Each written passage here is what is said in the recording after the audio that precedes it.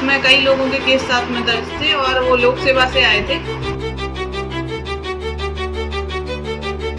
में भगवान राम के पिताजी दशरथ जी आए थे दोबारा लंका में भगवान के पास। ये तो हमारे चाचा जी का लड़का भी अब आके और दे दिया, लेकिन हमको दर्शन नहीं दिए मिलने।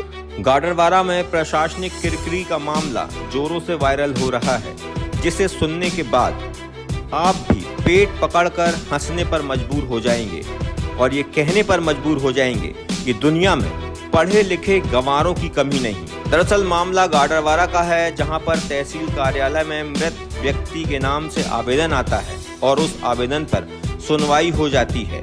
इतना ही नहीं, उसमें फैसला भी आ जाता है।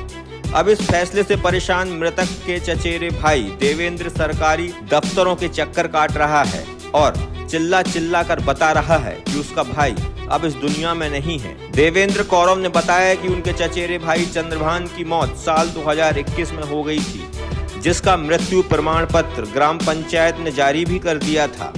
लेकिन साल 2022 में चंद्रभान कौरव सरकारी कागजों में फिर जिंदा हो जाता है और उसके नाम से गाडरवारा कार्यालय में सुनवाई भी हो जाती है और नक्शा दुरुस्ती का आदेश भी जारी हो जाता है। इस बारे में जब देवेंद्र को जानकारी मिली तो मृतक का चचेरा भाई देवेंद्र, जो कि दिव्यांग है, उसके पैरों तले जमीन खिसक गई कि आखिर कैसे 2021 में उनका मृत भाई 2022 में सरकारी कागजों में जिंदा हो गया। जब हमने इस बारे में प्रशासनिक अधिकारियों से बात की तो उनका जवाब सुनकर हमारी हंसी निकल पड़ी कि आखिर कैसे इतने बड़े पद पर बैठे अधिकारी इतनी बड़ी गलती कर सकते हैं। खैर, जो भी है, प्रशासन चाहे तो कुछ भी कर सकता है, किसी को जिंदा तो किसी को मार भी सकता है।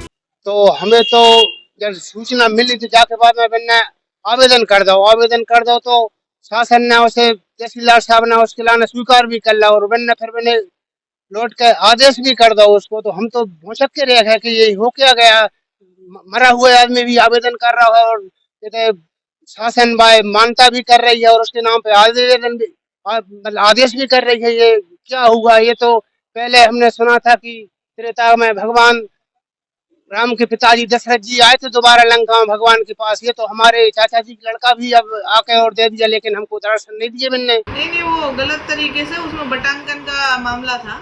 उसमें कई लोगों के केस साथ में दर्ज थे और वो लोक सेवा से आए थे। अब लोक सेवा ने कैसे आवेदन ले लिया, ये लोक सेवा की थोड़ी गंभीरता प्रकट करता है। हमारे समक्ष में जो भी लोग उपस्थित हुए उन्हीं के साइन कराए गए हैं। समक्ष में किसी भी मृत व्यक्ति के साइन नहीं कराए गए हैं और आदेश में भी जो उपस्थिति होके साइन कराए हैं उनमें भी उनका नाम मैंने दर्ज नहीं किया है। जो भी हमारे समक्ष में आए हैं उन्हीं के साइन से आदेश हुआ है।